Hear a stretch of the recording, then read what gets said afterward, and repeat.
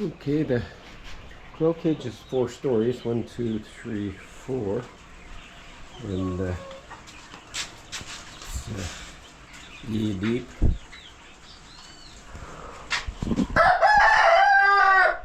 And we put double doors in the front for easy access.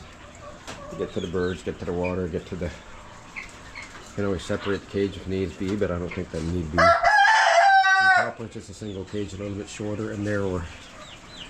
This one a little bit wider. This one's about the same as that one. This one's quite wide. And finish this up in one more day's work. And we're done.